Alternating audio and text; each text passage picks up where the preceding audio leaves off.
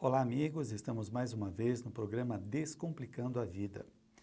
E hoje eu quero compartilhar com você mais um capítulo do livro Entrega-te a Deus, do Divaldo Pereira Franco, pela benfeitora Joana de Ângeles.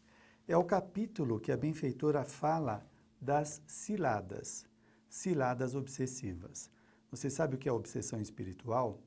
É a ação persistente que um desencarnado, um espírito, exerce sobre uma pessoa, objetivando alguma vingança.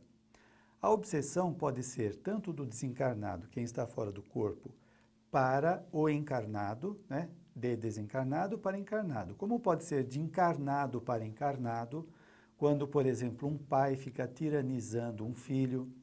Como pode ser de um encarnado para um desencarnado. Por exemplo, o seu chefe desencarna e você fica pensando mal dele, desejando o mal dele. É uma obsessão de encarnado para desencarnado. E também o desencarnado, ele espera a pessoa desencarnar, que está aqui no corpo físico, e quando a pessoa chega na vida espiritual, ele começa a obsediá-la. E tem a auto-obsessão, é quando a pessoa se obsedia a si mesma, com pensamentos de crueldade, de subestima, de autoanulação, etc.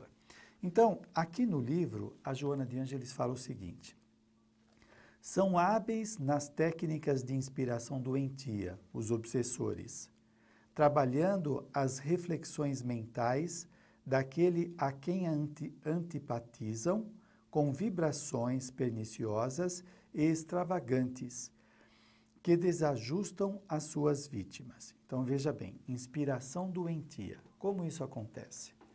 O espírito chega perto da pessoa, ele pode tanto começar a acirrar uma dificuldade que a pessoa tem, como pode também jogar na pessoa a sua doença, o que a gente vai chamar de doença simulacro. Então, você imagina que o desencarnado morreu de tuberculose. Então, ele está com o pulmão com dores e ele se aproxima do encarnado. Essa convivência, à medida que vai criando essa sintonia entre eles, provavelmente já teve, por isso que eles estão juntos. O encarnado começa a sentir os sintomas do pulmão, né? Da desordem, da dor. Então, é uma doença simulacro, é simulada de alguma forma. Agora, o encarnado tem que tomar cuidado, senão ele começa a fazer alterações nas suas células e nos seus órgãos. Por outro lado, o obsessor pode instilar ideias doentias na pessoa, dizendo: você não tem valor, você merece sofrer, ninguém gosta de você, e ele vai, não é? Como ele está carregado de raiva, de ódio, de ressentimento, a energia dele tem uma carga de emoção doentia muito forte, que causa um impacto na pessoa.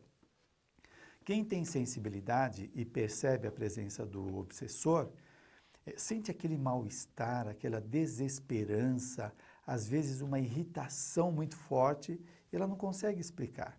Quer um exemplo? Quando você chega perto de uma pessoa depressiva, a pessoa está lá para baixo, fica falando mal da vida, está descontente com tudo, o que acontece com você? Logo você começa a sentir aquele desânimo, apreensão, falta de expectativa. Por quê? Você foi afetado pela depressão daquela pessoa.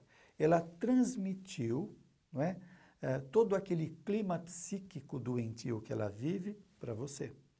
O desencarnado é a mesma coisa. Ele chega com um propósito de vingança, de destruir, de fazer a pessoa sofrer. Então, esta intenção, ela já é indutiva. Junto com as energias, com os pensamentos e emoções, vão alterando o estado da pessoa. Diz Joana de Ângeles: noutras ocasiões, trata-se de inimigos de experiências passadas que mantêm ressentimento em forma de rancor e desejo incontrolável de vingança na sua morbidez dominadora. Quando se fala aqui de inimigos de existências passadas, são aquelas pessoas que nós tivemos contato na vida passada, um contato inamistoso, onde provavelmente houve muitas brigas, discussões, perseguições, e no qual ele, o desencarnado, se sente a vítima da situação. Então, hoje ele quer vir à desforra através da obsessão. Aí nós poderíamos dizer que é uma obsessão kármica, que tem vínculos do passado. Pode acontecer uma obsessão episódica. Você vai num bar, você bebe alguma coisa, fica alterado emocionalmente, vai entrando no clima do bar. Então, pode haver desencarnados alcoólatras que estão naquele bar, que se simpatizam com as suas ideias de reclamação da vida ou de objeções, e ele começa a te acompanhar.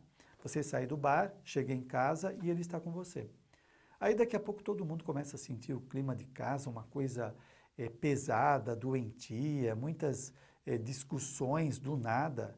É que a presença desarmônica desse desencarnado, ou de vários, causam esse mal-estar, essa desordem na sua casa.